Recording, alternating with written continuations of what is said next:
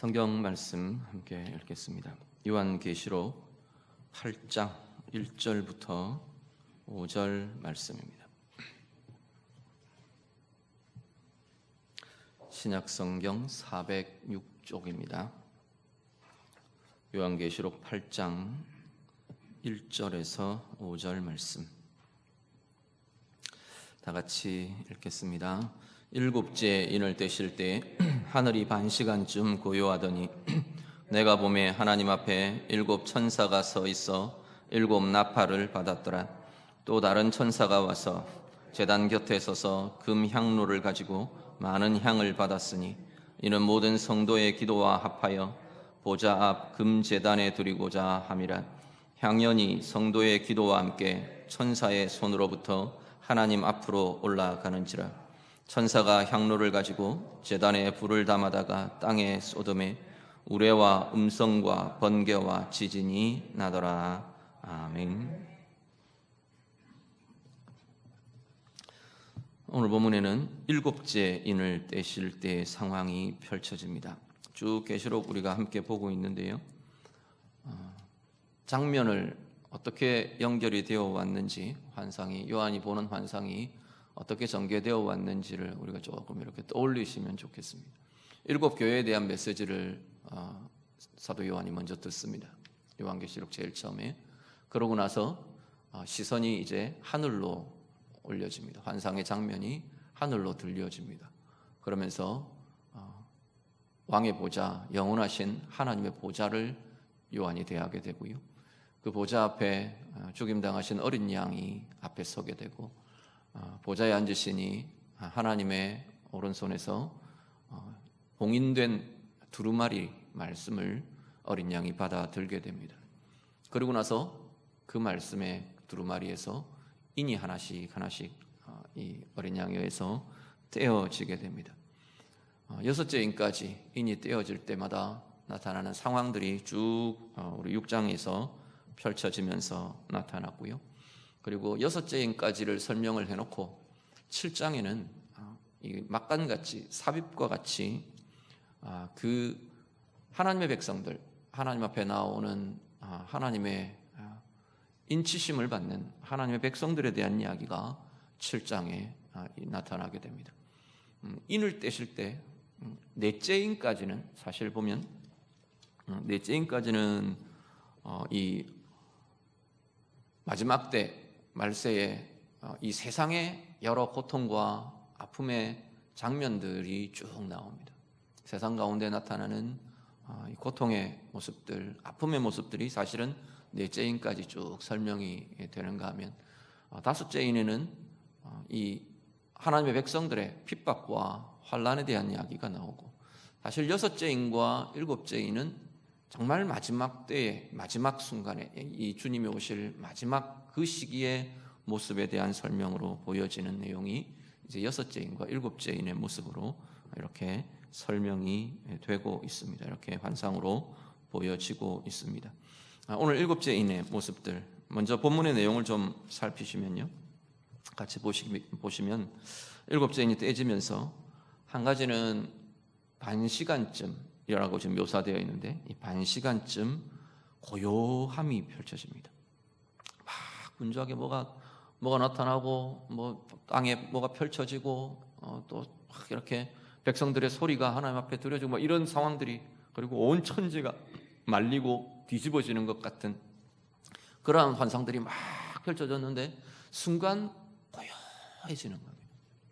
반시간쯤 이 고요함이 흐릅니다. 그러고 나서 일곱 천사들이 나와서 일곱 나팔을 받게 됩니다.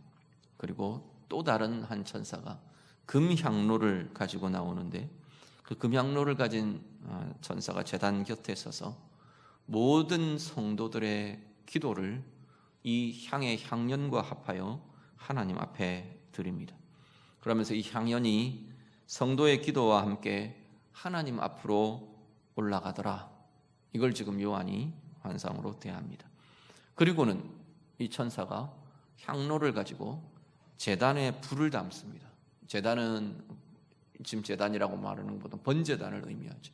희생제사가 드려지고 하던 그 제단에 가득한 그 불, 그 불을 향로에다 담아서 땅에다 쏟아 붓습니다. 그러니까 땅에는 이제 지금 이 장면은 하늘의 장면이거든요. 땅으로 이 불을 쏟아내는 겁니다. 그러니까 우레와 음성과 번개와 지진이 온 땅에 가득히 일어나더라. 이게 지금 일곱째 인을 뗄 때의 모습 환상을 지금 사도 요한이 이렇게 쭉 설명하면서 소개하고 있습니다. 먼저 상황에 대한 이해를 하기 전에 일곱 나팔이 등장을 합니다. 이제 다음 시간부터 일곱 나팔에 대한 이야기들을 우리가 하게 될 텐데, 일곱 인과 일곱 나팔의 관계를 우리가 조금은 생각을 해 두셔야 될 것 같습니다. 먼저 서론처럼 오늘 이렇게 언급만, 일곱 나팔을 받았다 하는 시작의 언급만 오늘 등장을 하는데요. 왜 이렇게 환상을 표현을 하고 있느냐라는 거죠. 하나는 기억하실 게 환상의 연속성입니다. 환상이 지금 일곱째 인이 떼지면서 일곱 나팔이 다시금 연속해서 환상으로 이어지고 있습니다. 그런데 앞에 계속 제가 말씀드리는 것은 환상의 내용의 연속을 그 안에 들어있는 내용이 이 땅 가운데 실현되는 시간의 순서라고 볼 수는 없다는 겁니다. 그렇게 봐야 될 이유는 전혀 없습니다. 현실 상황에서 지금 일곱째 인까지 진행된 이 상황 뒤에 일곱 나팔이 불려지면서 이런 상황들이 이어질 거다, 그런 이야기를 하는 건 아니라는 겁니다. 환상의 연속입니다. 요한이 보는 환상이 이 환상과 지금 일곱째 인과 일곱 나팔의 환상이 연결되면서 하나님께서 환상을 보여주고 계시는 겁니다. 오히려 일곱 인과 일곱 나팔의 환상은 우리가 좀 이렇게 보시는 게 오히려 더 나은 특징적인 것이, 일곱 인을 뗄 때, 이 인을 뗄 때의 환상에 나타나는 모습은 이게 일곱 나팔의 환상과 관점이 조금 달라요. 똑같이 마지막 때에 일어날 일들을 설명을 하고 제시를 하는데 조금 다른 관점에서 다시 설명을 하는, 좀 더 보완적이고 또 아니면 또 다른 관점에서 보아야 될 것들에 대한 설명들이, 묘사들이 이어지고 있는 게 이제 일곱 나팔의 모습이다, 그렇게 보시면 더 좋을 것 같습니다. 우리 사복음서가 있죠. 예수님의 생애라는 똑같은 상황을 두고 마태와 마가와 누가와 요한은 똑같은 예수님의 생애의 사역들과 생애에 일어났던 일들을 쓰는데 굉장히 다른 관점에서 쓰여집니다. 그게 필요한 이유가, 하나님께서 그 마태의 관점과 마가의 관점과 누가와 요한의 관점이 서로 다른 관점이 오늘 우리의 삶에 역동적으로 다양한 예수 그리스도의 그 생애에 대한 다양한 역동과 다양한 생명의 권세와 구원의 다각적인 은혜들을 우리에게 누리게 해주기 때문에 하나님은 독특하게 사복음서라는 형태로 우리에게 예수님의 생애, 복음의 내용을 알려주고 계신다는 겁니다. 마지막 때의 모습도 우리는 그렇게 볼 수 있습니다. 일곱인이라는 환상들을 통해서 마지막 때에 일어날, 펼쳐질, 지금 사실 이 시대에 종말을 향해 나아가고 있는 우리의 시대에 일어나고 있는 이 고난의 문제들, 또 우리 가운데 펼쳐지고 있는 이 세대의 문제들을 하나님 앞에 종말이라는 관점으로, 말세라는 관점으로 우리가 어떻게 보아야 되는가 쭉 설명이 되는데 또 다른 시각으로 우리를 보게 해 준다라는 겁니다. 특히나 일곱인에서는요, 특히 넷째 인까지 쭉 나오는 현상들에 대한 설명은 어떤 시각들이 그 안에 좀 깔려 있느냐 하면, 세상과 사람들의 죄로 인해 이 땅 가운데 나타나는 고통과 불행들, 재난들, 환난의 상황들, 이걸 지금 세상과 인간의 죄의 결과로 지금 나타나는 그런 뉘앙스들을 깔고 있고요. 그런데 일곱 나팔에서는 굉장히 좀 더 하나님 편에서의 능동적으로, 하나님께서 능동적으로 행하시는 심판이라는 측면, 심판이라는 의미가 좀 더 강조되면서 펼쳐지고 나타나게 될 것이라는 겁니다. 일곱 나팔을 보면서 아마 이야기들은 또 우리와 같이 하게 될 것 같고요.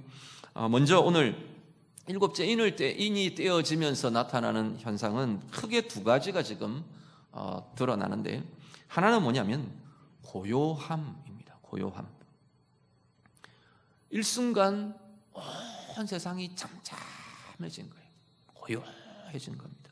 반시간쯤에 고요함이 흐르게 됩니다. 자, 이 고요함에서 우리가 하나 연상이 되는 건 어떤 게 있냐면, 한 가지는 우리가 좀 고민할 자리는 뭐냐면 하나님의 침묵이라는 의미입니다.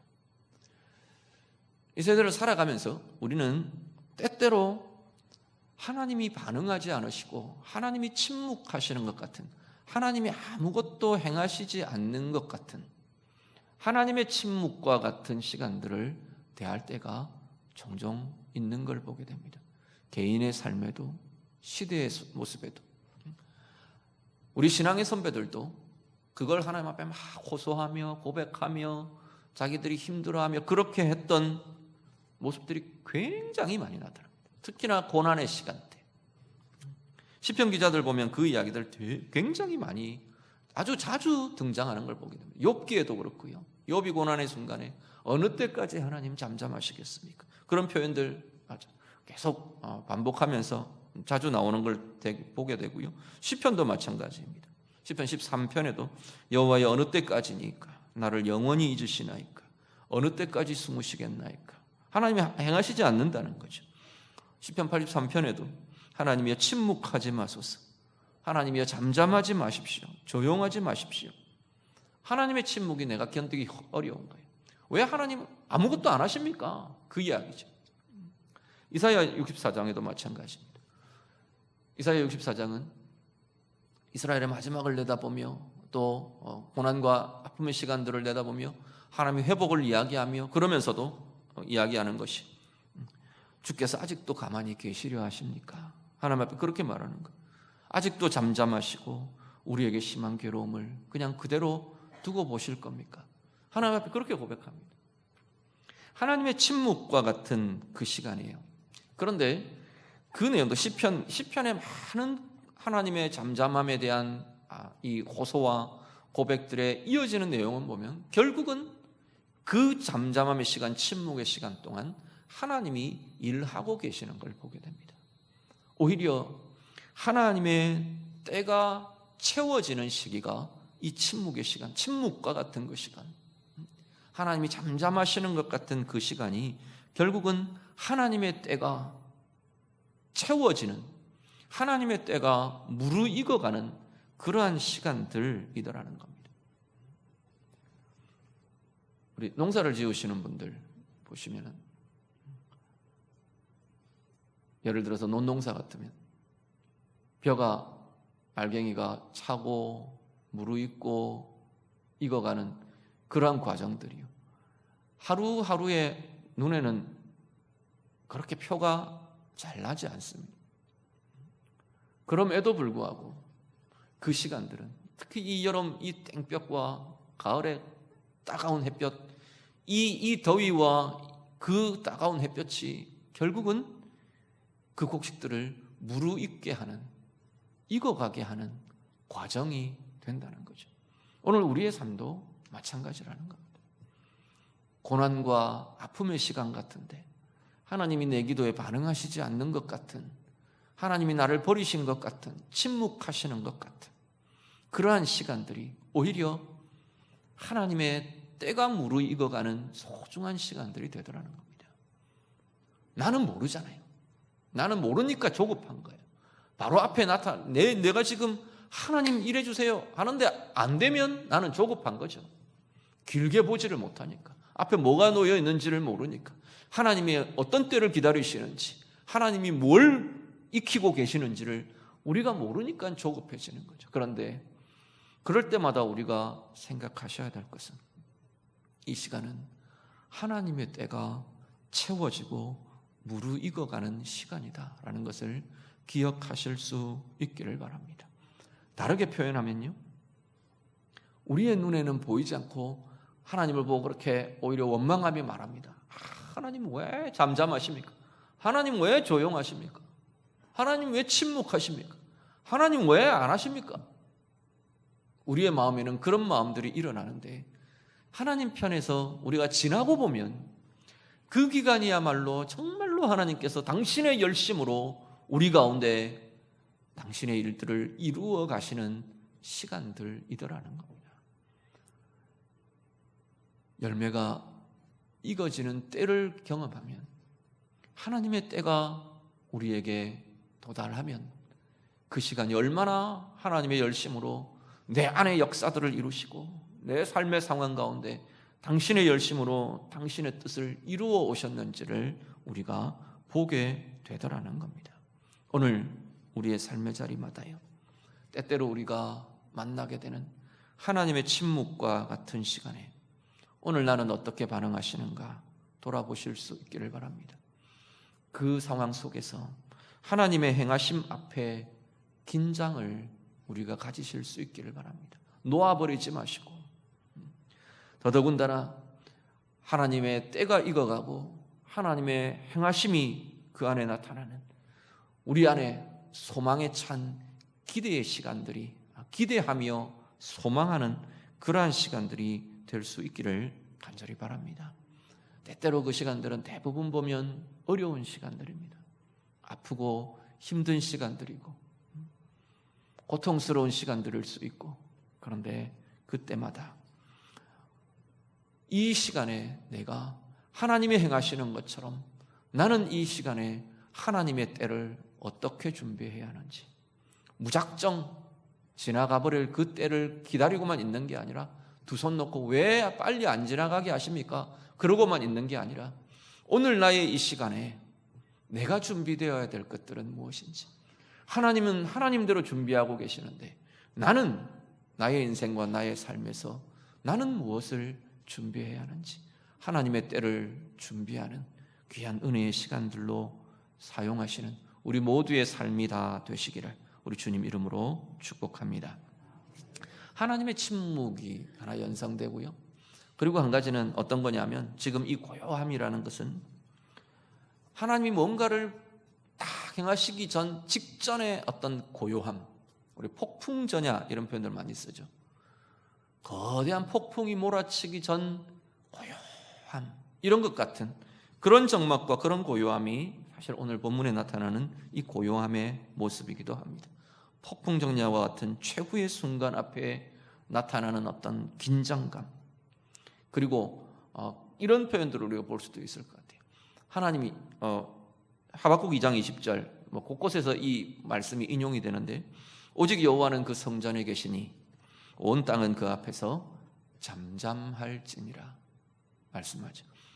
하나님의 임재와 하나님의 주권과 하나님의 거대하신 권능 앞에 하나님이 짠 하고 나타나시는데, 그 하나님의 나타나심 앞에 온 만물이 숨을 죽이며 엎드리는 겁니다. 하나님의 주권 때문에, 하나님의 권위 때문에, 어떤 면에서는 하나님을 향한 이 경외감과 두려움 때문에, 또 그 하나님의 크심 앞에 우리가 낮아진 우리의 겸비함 때문에, 또 한편으로는 하나님의 행하심이 어떻게 펼쳐질까 하는 기다림으로 인해 잠잠히 하나님의 임재와 하나님의 행하심을 바라보며 멈추며 숨죽이며, 그렇게 한순간 일순간 정막이 흐르는 그런 것과 같은 모습이 지금 이 마지막 때에 주님 앞에 그 마지막 순간에 온 세상 가운데 펼쳐지는 고요함의 모습으로 이렇게 묘사를 합니다. 그리고 고요함의 시간을 이야기를 하는데요, 반 시간 동안 지금 이렇게 표현을 합니다. 이 반때, 반시간, 반년, 이 반이라는, 절반이라는 개념, 이 시간들이 특히 종말의 시기에 되게 종말을 표현하는 데서 이 반때에 대한 이야기가 종종 등장합니다. 계시록에 보면, 또 뒤에도 가면 이 반때, 반년에 대한 이야기가 나올 거고요. 다니엘에도 보면 이 반년에 대한 이야기, 반때에 대한 이야기가 나오는 걸 보게 됩니다. 요거는 그냥 예를 들면 반시간이면 우리 지금 시간 개념으로는 30분이잖아요. 한 30분 동안 지속이 되었다, 이런 차원의 이해하고는 좀 다르다는 겁니다. 반때 동안, 반시간 동안 이 침묵이 있었다, 그 이야기는 어떤 면에서 이건 지속의 의미보다는, 그 시간 동안 지속되었다라는 의미보다는 오히려 순간 멈추어졌다, 이 표현들이 오히려 더 의미가 더 강조되는 걸 볼 수가 있습니다. 한 시간, 보통은 우리가 시간 개념인데 1시간, 2시간 이렇게 지속이 되어야 될 건데 반만 하고 끝나버린 거예요. 그러니까 어느 순간, 어떤 순간에 예기치 않게 이 고요함이 그쳐버리는 돌발성 같은 이런 개념들이, 이런 의미들이 오히려 드러나고 보여지고 있는 걸 보게 됩니다. 고요함이 예기치 않게 중단되어 버리고 하나님의 행하심이 예기치 못한 한순간에 짠 하고 등장을 해버리는 겁니다. 하나님의 마지막이 돌연 우리 가운데 임해버리는 그러한 모습들이 오히려 이 반때, 반시간의 의미에서 우리가 찾아볼 수 있는 그러한 모습들이라는 겁니다. 이 마지막 순간에 고요함이라고 이 7제인이 떼어지면서 고요함의 모습이 이 마지막 때에 일어나는 또 하나의 중요한 모습이라고 말씀을 하는데, 오늘 우리는 이 모습 앞에서, 이 환상 앞에서 오늘 우리의 때, 하나님의 때, 그것이 돌연 임한다는 사실을 우리도 기억하실 수 있기를 바랍니다. 어느 순간에 우리의 마지막이 임할지, 어느 순간에 하나님의 때가 임할지, 이건 꼭 정말 우리의 죽음 그것에 대한 이야기만은 아닙니다. 우리는 그런 생각들을 많이 하잖아요. 하나님 어느 때까지입니까? 그런데 어느 순간 그 어느 때가 내 가운데 와버렸어요. 그런데 문제는 나는 무방비하게 하나님 앞에 그냥 어느 때까지입니까? 어느 때까지입니까? 이건 했는데 그 시간들을 무의미하게 보내어버린 그런 일들이 얼마든지 우리 가운데는 일어난다는 겁니다. 오늘 우리 앞에 하나님의 때는 갑자기 임한다는 사실을 기억하시길 바랍니다. 예수님 계속 그 이야기 하시죠.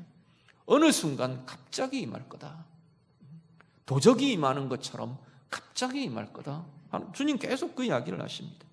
그 이야기는 오늘 우리가 준비되고 있어야 한다는 이야기입니다.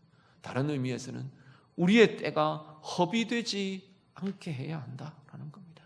오늘 여러분에게 주어진 시간들은 어떻게 쓰여지고 계시는 건가요? 이 때는 그냥 지나가야 할 때야. 하나님 앞에서 허비되고 지나가야 할 때는 아무것도 없는 것 같습니다. 그렇게 지나가고 나면 후회가 남을 시간들이 될 겁니다. 우리의 젊음이요, 우리의 건강이요, 자녀들을 양육하는 시간들이요, 내가 열심히 일할 수 있는 시간들이요, 내가 하나님 앞에 예배할 수 있고 말씀을 읽을 수 있고 말씀을 들을 수 있고 말씀을 내가 선포할 수 있고 수고하고 애쓰고 봉사할 수 있고 섬길 수 있고 다른 사람을 사랑할 수 있고 우리에게 주어진 시간들이 허비되지 않으시기를 바랍니다. 어느 순간 그 사람을 사랑하고 내가 섬겨주려고 하는데 내 곁에 없어요. 어느 순간 그건 할 수 없는 때가 도달해버리는 겁니다. 내가 열심히 뭔가를 좀 봉사하고 수고하고 싶은데 이제는 건강이 안 따라줘요. 말씀을 내가 읽고 묵상하고 내가 얼마든지 말씀에 대한 재미가 이제 붙으려 하는데 눈이 잘 안 보여요. 허리가 아파서 오래 앉아 있을 수가 없어요.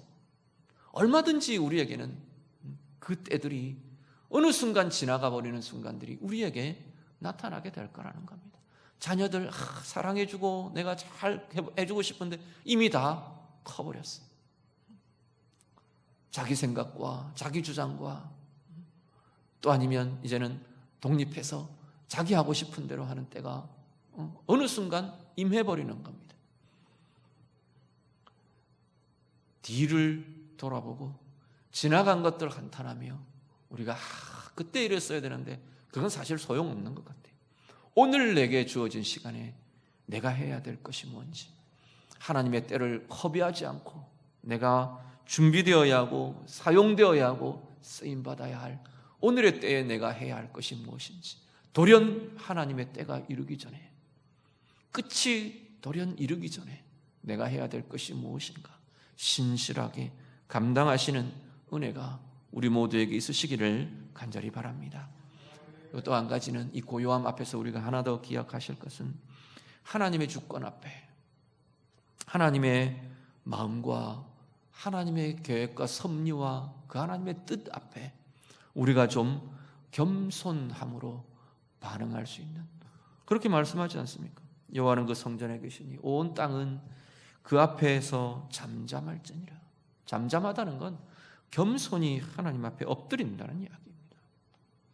겸손함으로 하나님의 존재와 하나님의 뜻과 하나님의 계획과 하나님의 마음을 우리가 기다리며 살피며 돌아볼 수 있는 은혜가 우리에게 있으시기를 간절히 바랍니다.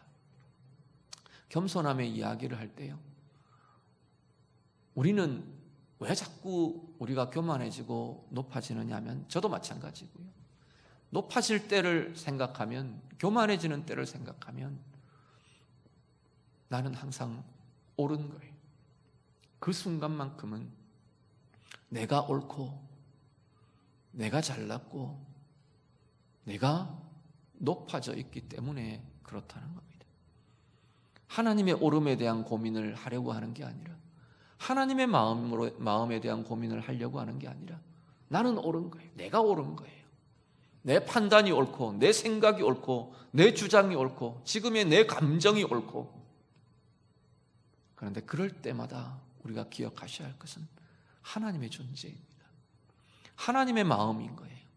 하나님의 마음으로 우리가 돌아볼 수 있고, 하나님의 존재 앞에, 하나님의 주권과 그 권위 앞에 우리가 정말로 대하며 서게 된다면, 오늘 이 만물이 잠잠히 하나님의 임재와 하나님의 행하심 앞에 기다리며 엎드리는 것 같은 그러한 우리의 겸비함과 우리의 겸손이 우리 가운데도 나타나게 될 수 있게 될 것입니다.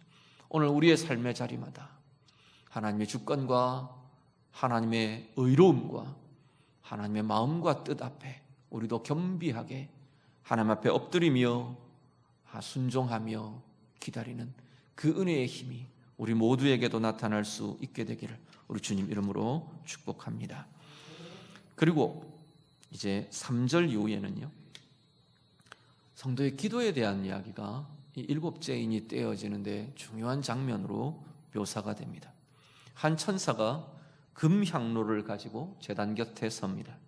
그리고 거기에 많은 향을 받았는데, 이 향이 이제 제단의 숯불에 닿으니까 향연이 피어서 이제 확 올라가는 겁니다. 그런데 향연이 올라가는데 성도의 기도가 함께 그 향연과 함께 하나님 앞에 올려져 가더라. 그게 지금 요한이 보는 환상입니다. 이게 성도의 기도라는 것이 눈에 보이는 게 아니지 않습니까? 그 이야기는 이 향연이 하나님 앞에 올라져 가는 그 모습들을 보면서 성도의 기도가 하나님 앞에 확 드려지고 있는 걸 지금 요한이 환상을 통해 보며 깨달으며 느끼고 있는 겁니다. 하나님이 앞에 우리 5째인이 떼어질 때도 이 비슷한 모습이 있었죠. 하나님께서 성도의 기도들을 이렇게 받으시는, 특히 그때는 순교당한, 죽임당한 하나님의 백성들, 하나님의 성도들의 기도를 하나님이 받으시는 장면들을 우리가 보았는데, 오늘 3절에는 다시 이야기하는 것이 모든 성도의 기도와 합하여 향연이 하나님 앞으로 올려져 가더라 말씀합니다.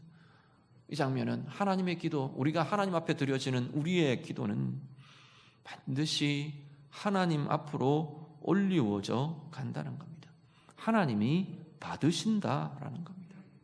금향로에 담겨진 그 향연처럼 하나님이 소중하게 여기시며 귀하게 보시며 헛되이 쓰러지는 것 없이 하나님께서 받으시며 돌아보신다라는 겁니다.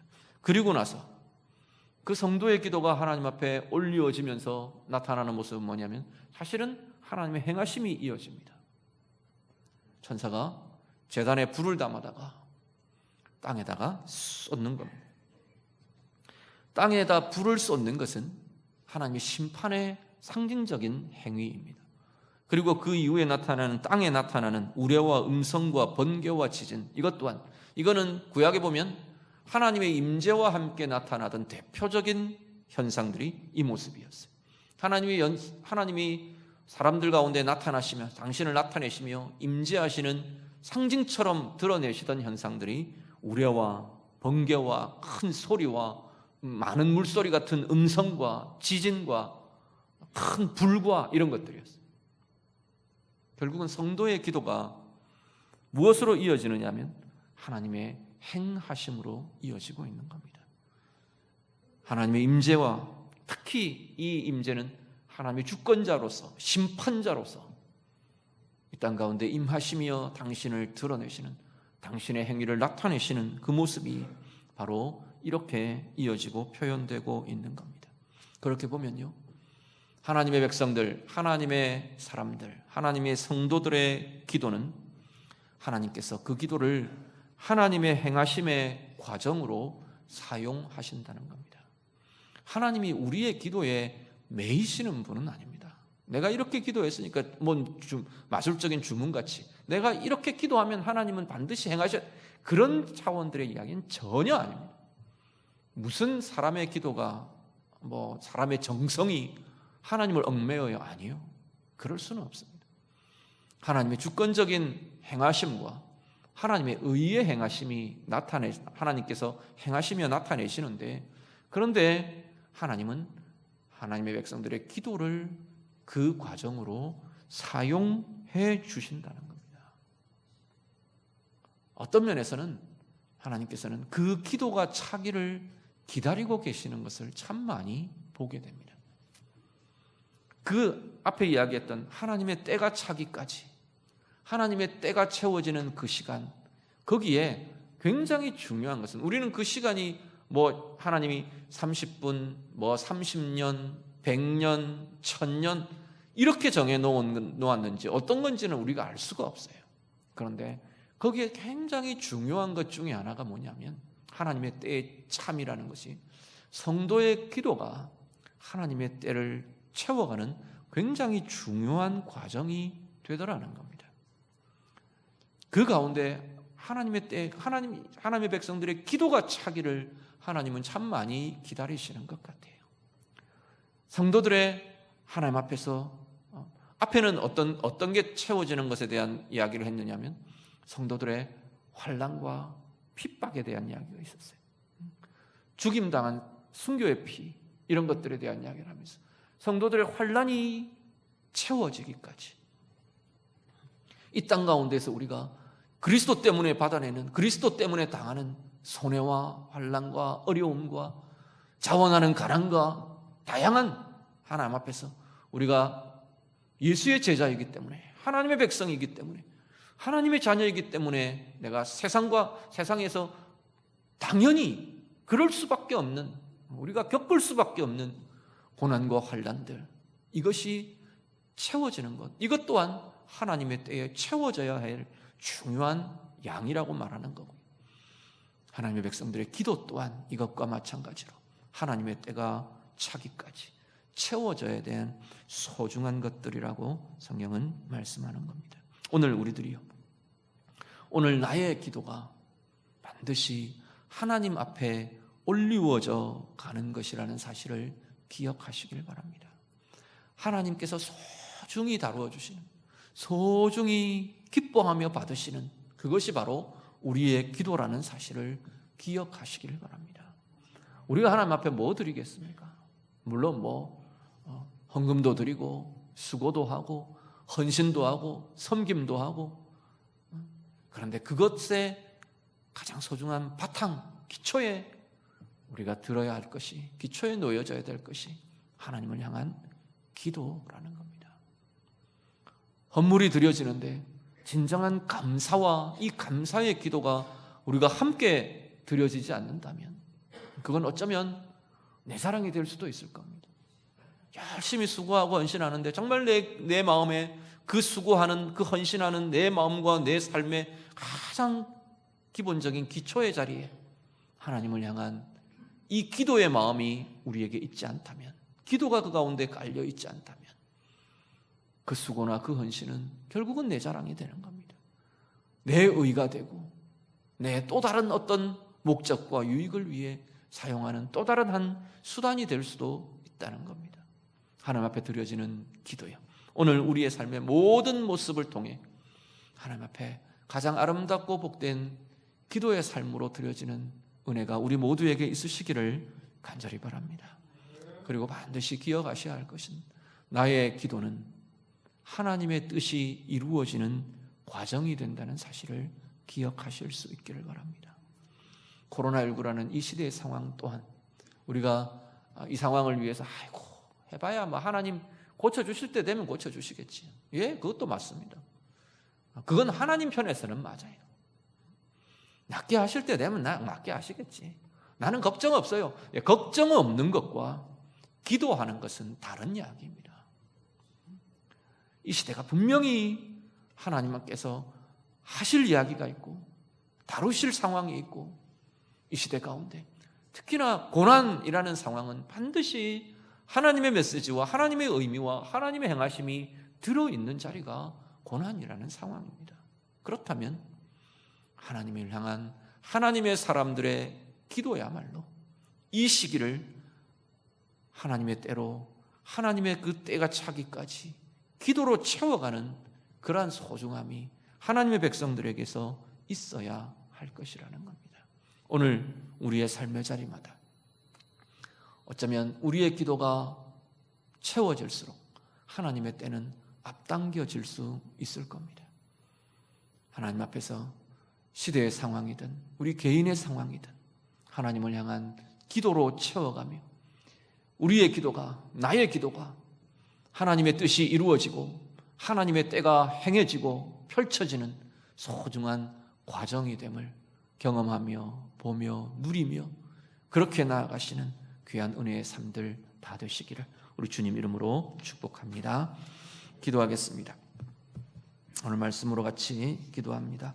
혹 하나님의 침묵과 같은 때를 오늘 내가 지나고 있는 그런 마음들, 그러한 상황들이 우리 자신에게 있으신 분들은 하나님 앞에 좀 그렇게 같이 기도하시면 좋겠습니다.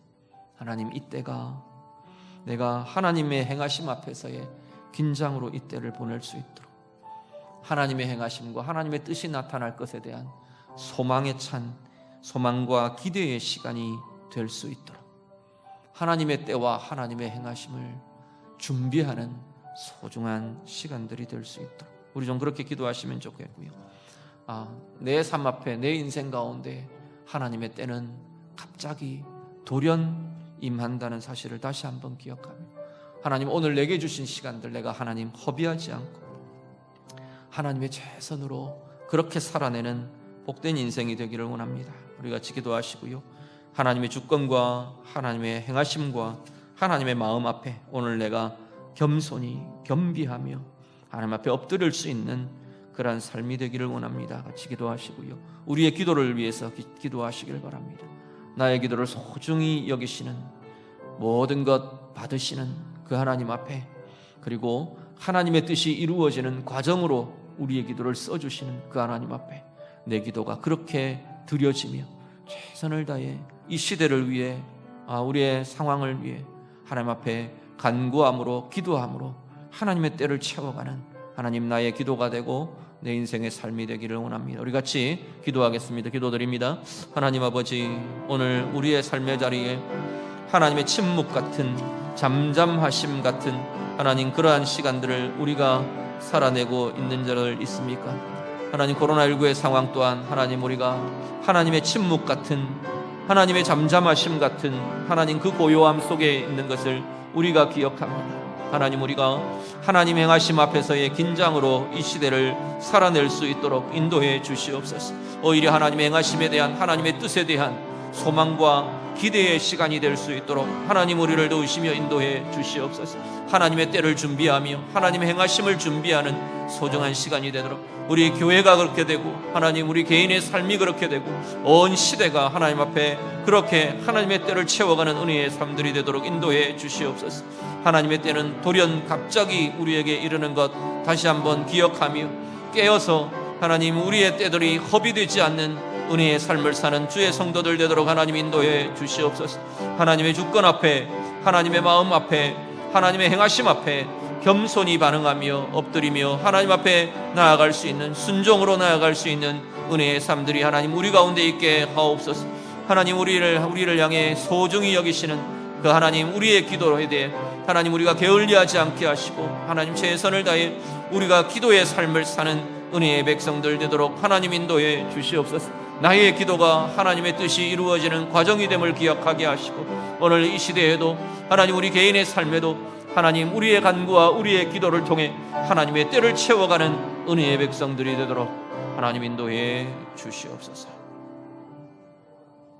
하나님 아버지, 오늘 우리의 삶의 자리에도 하나님의 침묵하심 같은 시간을 지나고 있는 이들이 있습니까?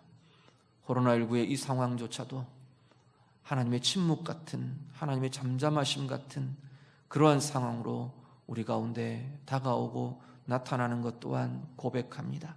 하지만 하나님, 이 시간을 정말 하나님의 행하심을 기다리는 소망과 기대의 시간으로 쓰임받도록 하나님 인도해 주시옵소서.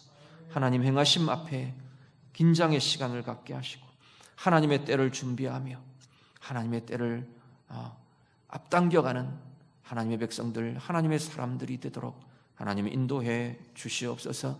하나님의 때는 돌연 갑자기 임한다는 것 우리 기억하게 하시고, 우리에게 주신 소중한 때, 소중한 상황, 소중한 시간들을 허비하지 않는 하나님 앞에 최선을 다해 겸손히 겸비함으로 살아내는 은혜의 백성들 다 되게 해 주시옵소서.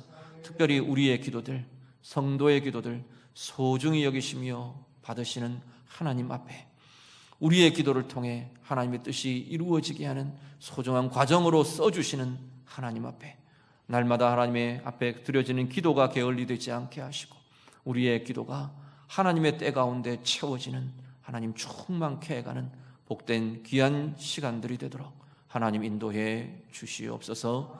예수님 이름으로 기도드립니다. 아멘.